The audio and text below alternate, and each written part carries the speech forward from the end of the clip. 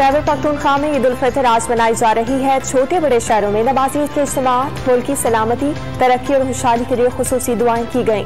वज़ीर आला महमूद खान, काबीना अरकान और दीगर सरकारी हुक्काम की गवर्नर हाउस में नमाज ईद की अदायगी। चारसदा रोड पर मरकजी इज्तिमा में सैकड़ों शहरियों ने नमाज ईद अदा की।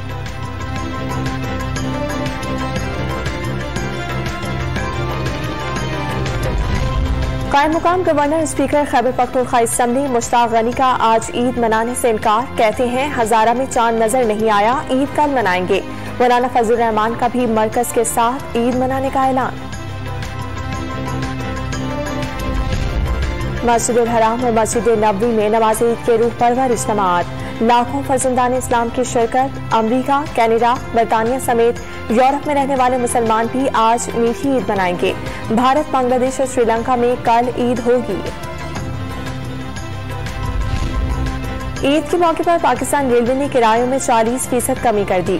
गैर मामूली रश के बायस खुसूसी ट्रेनों की तादाद 3 से बढ़ाकर 5 कर दी गई। डेरा मुराद जमाली स्टेशन के करीब रेलवे ट्रैक पर धमाके से 2 फीट हिस्सा मुतासिर। कराची और पिंडी से कोयटा जाने वाली मुसाफिर ट्रेनों को मुख्तलिफ स्टेशन पर रोक लिया गया।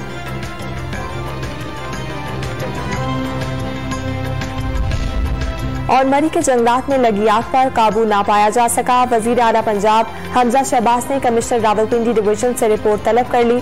बाकी की तहकीकात और आग पर काबू पाने के लिए तमाम जरूरी वसाइल बरूए कार लाने की हिदायत।